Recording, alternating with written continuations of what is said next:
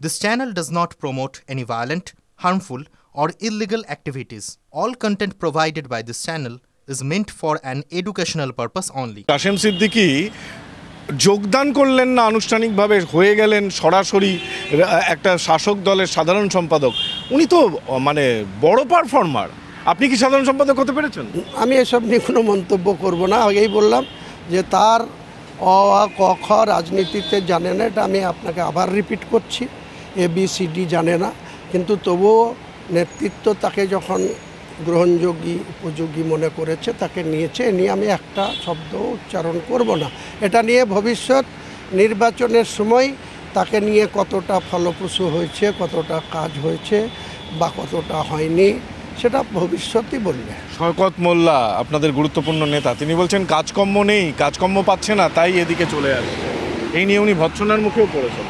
না, আমি ব্যক্তিগত কাউকে নিয়ে এই সমস্ত আগে। কিন্তু কাশেম সিদ্দিকীকে দলে নেওয়ার পরই শওকত মোল্লা বলছেন যে আগামী নির্বাচনে ভাঙনে নওশাদ সিদ্দিকীকে হারাবো।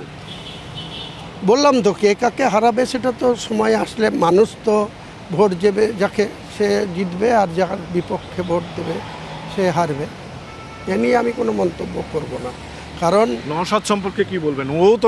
উনিও তো রাজনীতির অ ক খ জানতেন না, নবাগত ছিলেন, জিতেছিলেন তো। এখন তো তার 4 বছর পূর্ণতা পেয়েছে। 4 বছরের দাঁড়াবার, চলাফেরা করবার, কথা বলবার মতো জায়গায়। কাশেম সিদ্দিকীকে আপনি তেমন একটা নাম্বার দিচ্ছেন না? বললাম তো, রাজনীতি তাকে করতেই দেখেনি। রাজনীতিও সে তো ওই নওশাদ সিদ্দিকীর পক্ষেই আমাদের সরকারের বিশাল সমালোচনা করেছে, যাচ্ছে তাইভাবে তার বিরোধিতা করেছে। তাহলে সেই লোক এসেছে, তার আগে যোগ্যতার প্রমাণ দিক, তার কত সমর্থক আছে, তাকে দেখে কত মানুষ TMCকে ভোট দিচ্ছে, রেজাল্টের পরে বলবো, আপনারাও জানতে পারবেন, আমিও জানতে পারবো, তারপর তাকে নিয়ে সার্টিফিকেট দেবো। অসংখ্য ধন্যবাদ হুমায়ুন দা।